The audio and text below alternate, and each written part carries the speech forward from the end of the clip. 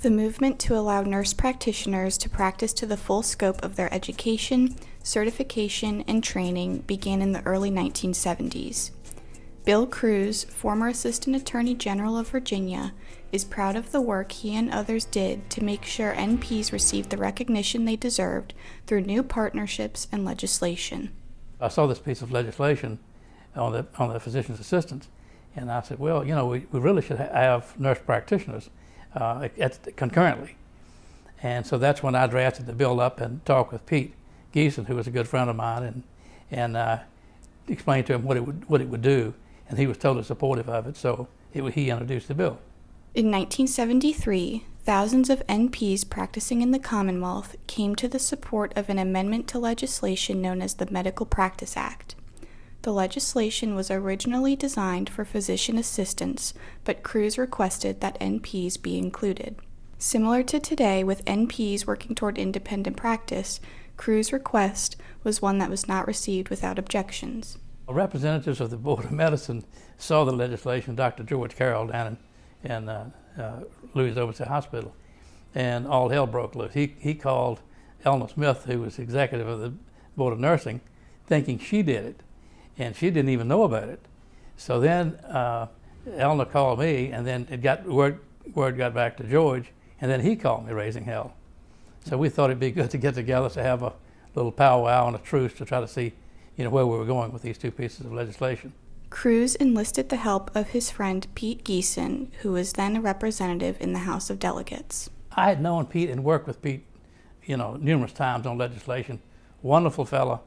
He was from Radford. Knowing Pete, and we had such a great relationship, I went ahead and contacted him and talked with him, and he was very supportive of it. He's now a professor up at JMU. The two friends took their amendment to the Medical Practice Act to the Board of Medicine with an idea of what the board's response would be. They knew they would have to fight for the future of nurse practitioners.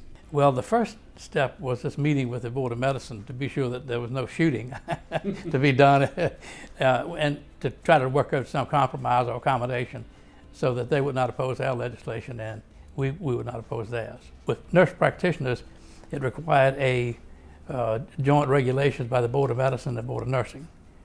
And that's the way it was actually implemented, with the two boards working together. It expanded the scope of what they could perform with medical practice, because many of them were trained extensively past just the practice of nursing, although that's very complicated too. But it enhanced their training and permitted them to kind of extend the physician's practice. This effort jump-started not only the movement to recognize NPs at a higher level, but eventually led to the formation of a professional organization that later became VCNP.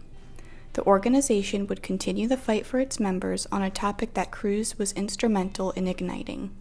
I look back and I see it was 47 years ago that really this was created initially, and I was very hopeful that it would even be passed where it is today relative to delegating and relegating to nurse practitioners more areas of practice. And hopefully with the involvement of the nurse practitioners, they can work with the Board of Medicine, the Board of Nursing, to get that expanded. 47 years ago, I was looking at it not from the distinction between nurse practitioners and physician's assistants. At that time, basically most of the people that were being physician assistants were former medics in the military.